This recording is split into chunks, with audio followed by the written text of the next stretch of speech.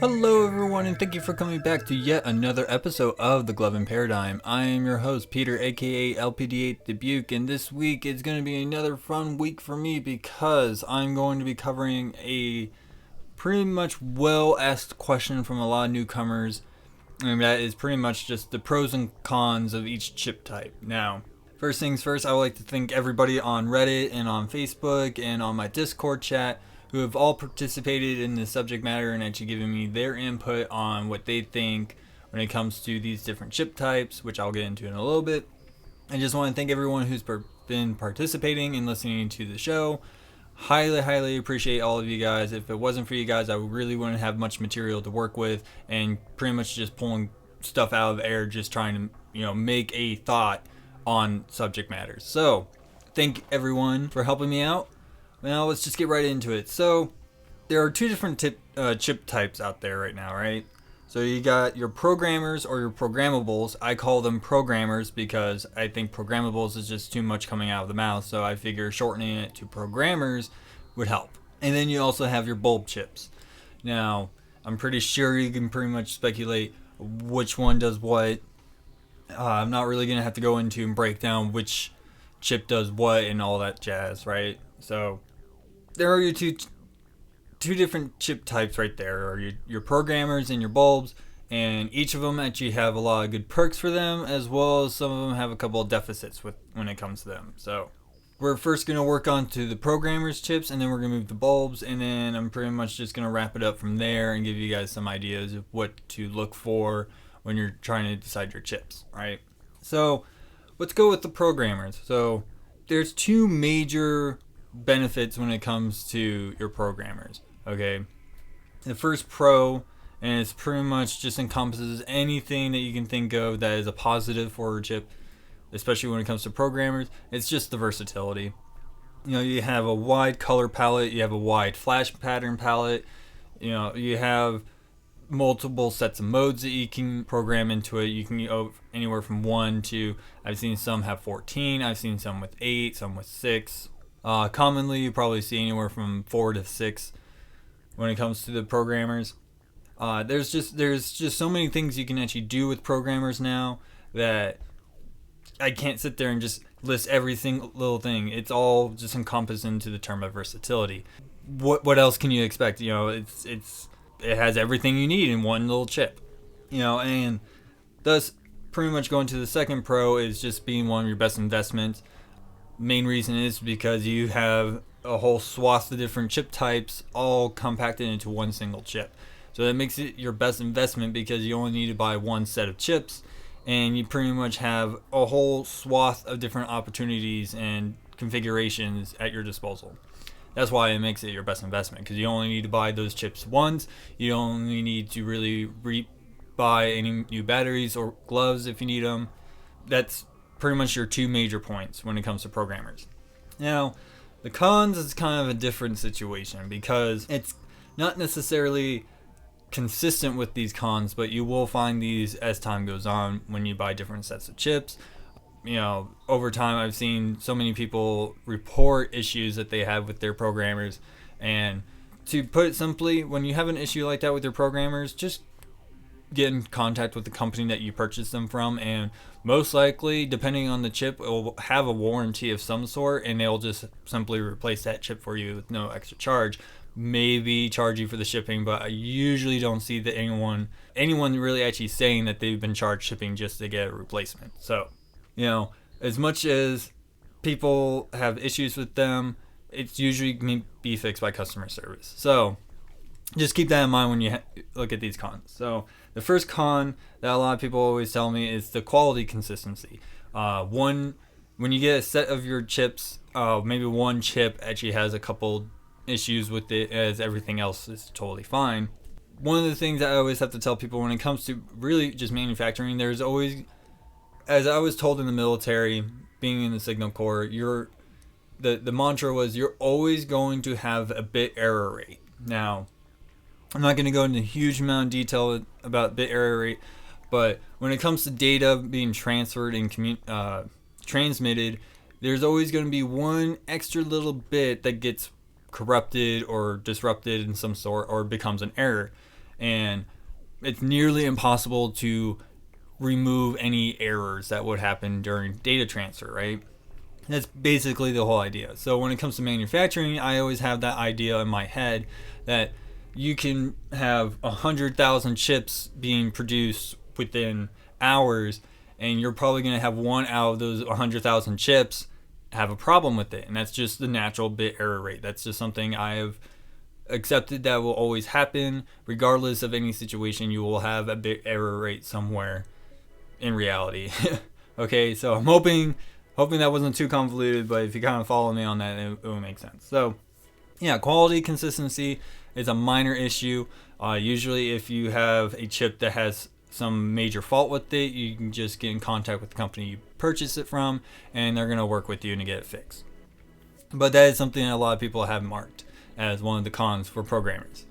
Another major one that I know a lot of people like to talk about is the RGB diode issues. Now, if you don't know how programmers are set up, they're set up with 3 diodes inside the light, and it's usually with a clear bulb, which I can probably go into a whole different episode about clear versus frosted, basically. So besides getting distracted by that, the RGB diode issues is what a lot of people want to talk about, is the color consistency with this setup. Now, a major thing that I've probably said in the past is the purple bleeding problem. What I mean by this is when you use purple in conjunction with other colors like blue, for example, it tends to get washed out by the blue and just turns into another blue configuration, basically. The main reason is because when you actually do color mixing with additive color theory, it all depends on different intensities and luminosities when it comes to each diode and the light. So with purple, it's a lot of blue with a little bit of red. What tends to happen is, since you're using blue next to something that's primarily using blue in its mixing, tends to bleed it out, hence the term purple bleeding problem. As well as there are certain other colors that are not truly that color per se, and especially one of the big issues that I always notice when it comes to this issue is with the tint control settings. If you take, what I always like to use is the lavender as the example. When you use lavender and you see it on its high setting on tint, it's fine, but as you get lower, you start seeing it move towards red. That's one of the main issues when it comes to the diode setup on programmers now. Now, do I see that changing anytime in the future? Most likely. I can actually see them setting it up, instead of being just 3, it can be 6, where you have the 3 primary colors being red, green, blue, as well as having the secondary colors, which is yellow, magenta, and cyan. Those, I can see that setup coming out here in the near future, mostly just because if you have the secondary colors on their own set of diodes, it actually helps with the color mixing. I know as weird as that sounds, it actually does help. So just keep that in mind. Another major issue, and this is kind of, these last 2 cons when it comes to programmers kind of go hand in hand. One major thing that I know is a big issue for a lot of people is the market shifts.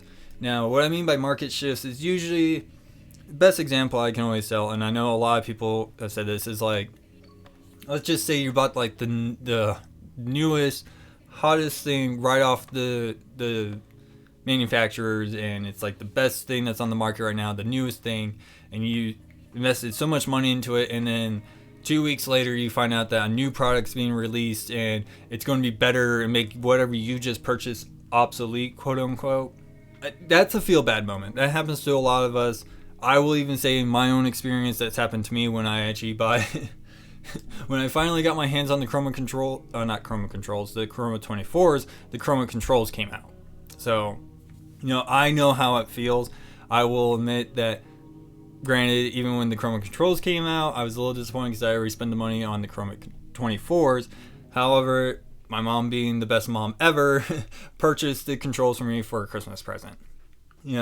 So things like that do happen, and it's a natural thing when it comes to, products like this. You can sit there and have to play the gambling game of, am I going to be obsolete within the next couple of weeks if I purchase this, or is this going to be good for a good while before the next product comes out?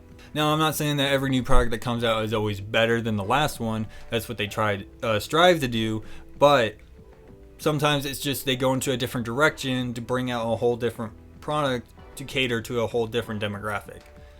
So that's something you gotta keep in mind when you actually see a lot of these newer products coming out is, does this tailor to me as a consumer, or is this for a different target audience? Is basically what you want to look at when it comes to a lot more of the newer products. But yeah, there's the market shifts that people have a huge issue about. One issue a couple people have brought up to my attention, and I really didn't think this was an issue, but it doesn't surprise me that this has happened, is that people say that innovation with chips have plateaued, and it's mostly because one particular company has a bunch of patents which restricts other companies from making any innovations, because similarities to these patents could pretty much be an infringement on the patent, and so on and so forth. Do want to clarify a couple of things when it comes to patents. Patents are not permanent. They do have an expiration date, and you do have a process that you have to go through to update and maintain the patent. Now, patents usually have, depending on your patent really, depends on how long it lasts. I can't remember the exactly two categories, but there are two main categories, and one of them is like 14 years and the next one is 20 years.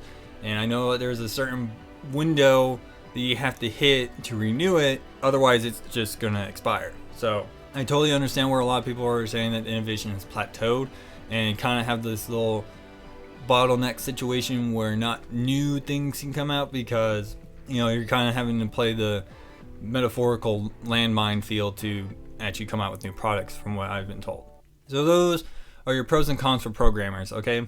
I'm not going to go into a whole huge detail about patents and stuff and the whole innovation plateau thing, because one, it's just not my area of expertise, and two, it's just something I'm so used to seeing when it comes to companies as a whole anyways, that it doesn't surprise me that it is, okay?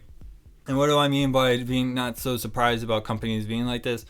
First and foremost, everybody just needs to understand when it comes to companies, their bottom line is to make money.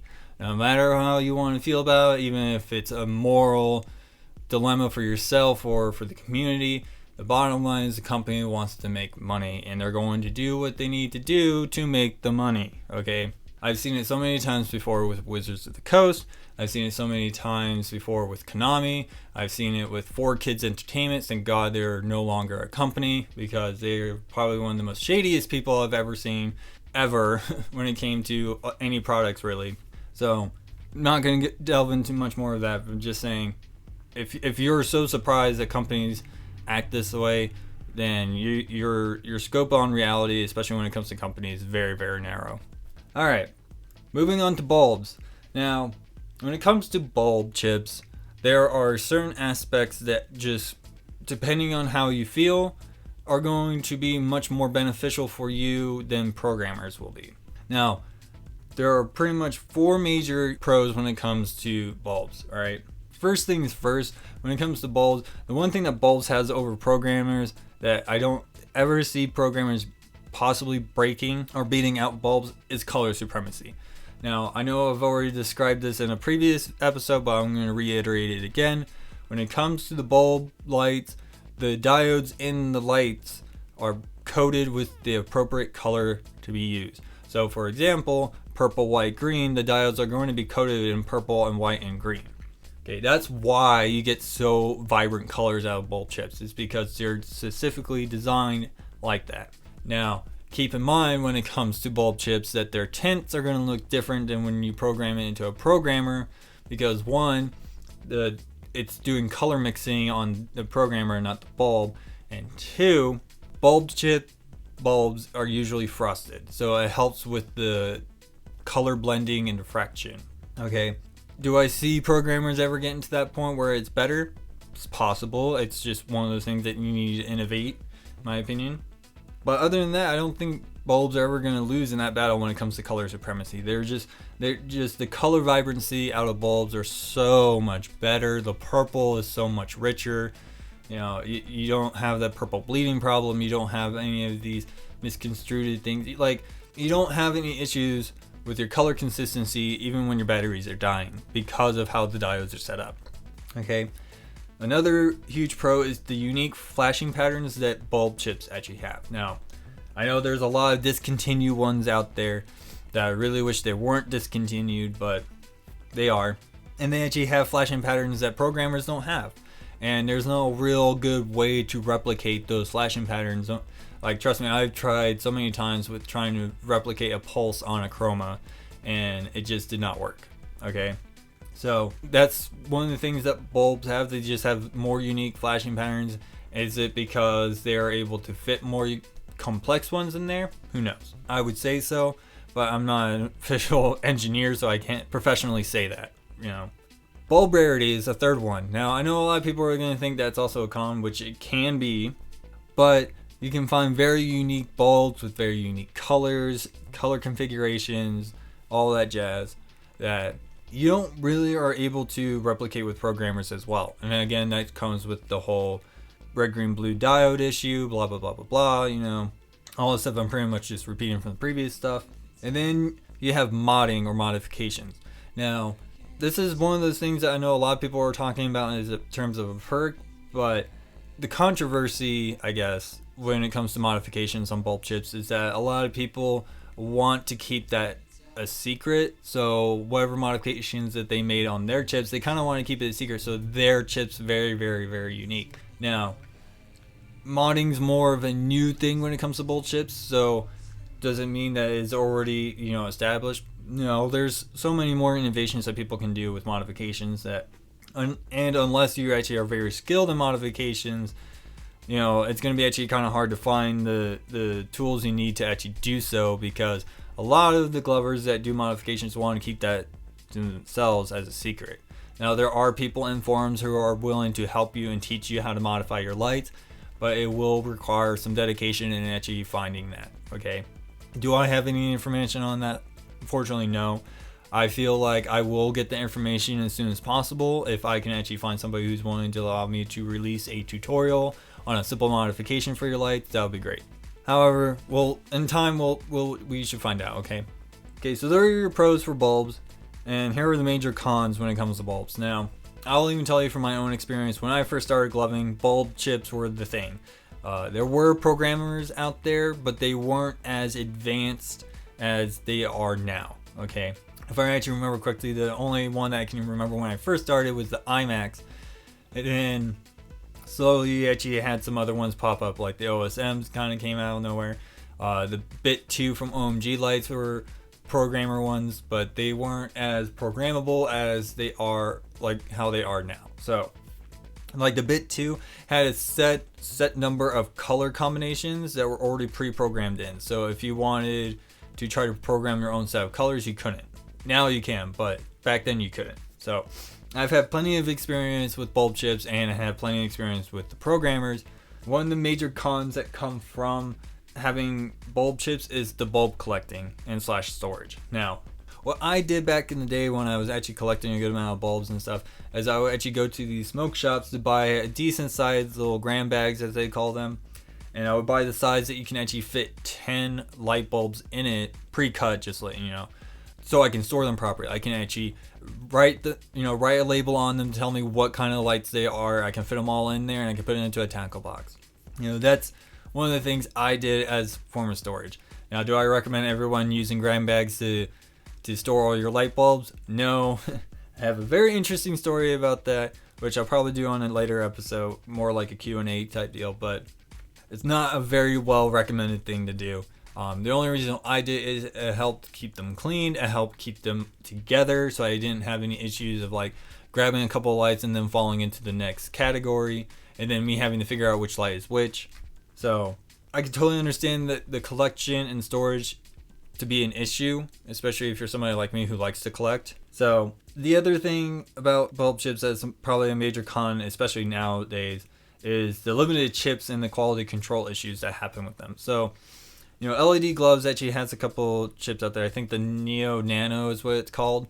A couple of people have told me that there has been an issue with the prong size, like it's smaller than what the light bulbs actually are. So that's always been an issue. And then just there's not many of these chips out there anymore, and the ones that a lot of people want are discontinued, so you have to go through the collector's market and the secondary market to actually get them, and that can be quite expensive to do so, you know, which again, when it comes back pretty much really rolls right back to the last con, which is the rarity chip market prices. So For somebody like me who wants to try to find bits, those are actually pretty rare to find nowadays, and that's probably going to cost me a good arm and a leg to actually get my hands on those again. I know a lot of people talk about the Amazing Light's old chips that they had when they were bulb chips, and they're still arguable today, probably the best bulb chips you can get if you can get your hands on them. They have also become very, very rare and are now collector's items. So those are your major pros and cons when it comes to bulb chips. Now, for somebody like me who started out in the bulb chip market to go into the programmer, it was pretty much like a natural progression of gloving. That's how, when I first started, it wasn't very, very advanced, and now we're getting on to 9 years later after I started, and we're so advanced now that, the sky's the limit. So when it comes to choosing whether you want bulbs or programmer, it's pretty much on your preference. If you have a set color combination that you say that this is your color combination and you're not going anywhere else with that color combination, like you're not going to choose any other combination of colors ever again, bulbs is where you want to be, because you can find that bulb, put it into your lights, and boom, you're done. And I'm hoping that Amazing Lights is still selling their E-Light Pro, which was probably the best, in my opinion, best bulb chip out there, because you can put any bulb in there and it's just a bank of like 20 different flashing patterns. So you can have the same color combination no matter what, but you can have 20 different flashing patterns that you can customize and choose from.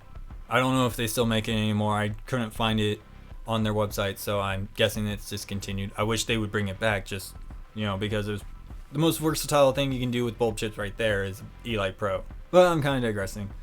So there was a person who commented on one of my posts on Facebook when I was talking about chips and stuff, and by the name of Seaway McClellan. Thank you so much for giving me permission to say this so you can actually get your exposure that I would like you to get. This guy actually made a small review series on certain products like the OSM2s, the Chromas, gloves, like the Magic Stretch gloves or the Slim gloves, things like that. I will actually have a link to that playlist in the episode description for you guys. That way you guys can actually have that and actually kind of have a little starting point. He did tell me that it's not very professional, but it is a start. So I figure might as well just use it as a point of reference to actually branch off from there. So definitely check out this playlist. I watched a good amount of his videos. Granted, he did say it wasn't very professional, but you know what? He actually gave out a lot of good information and a lot of good things that not only is himself looking for in a chip, but also what a lot of common people are looking for in a chip. So definitely check that out. Once again, Seaway McClellan, thank you so much for giving me the permission to actually shout this out. So that's pretty much all for my episode today. I am so glad that everyone has been listening to my show. I hope that the information I'm putting out there has been very, very helpful. You can help me out by telling me if it's been helpful for you or giving me any feedback that would help improve on things to make it much better for not only yourself, but for other listeners. So what you can do is you can hit me up at my email, which is muttonchopguy@gmail.com. You can also find me on Reddit under muttonchopguy as well. You can also hit me up on my Facebook, which is aptly named this podcast title, The Gloving Paradigm. And you can also join on to my Discord chat, where I've been trying to talk to a lot of the people that are on my Discord chat about episode topics, so I can just keep the juices flowing. You will find a link to that as well in the episode description. Other than that, that is all that I have for you guys. I'm your host, Peter, aka LPD Dubuque, and I'll see you guys all next week.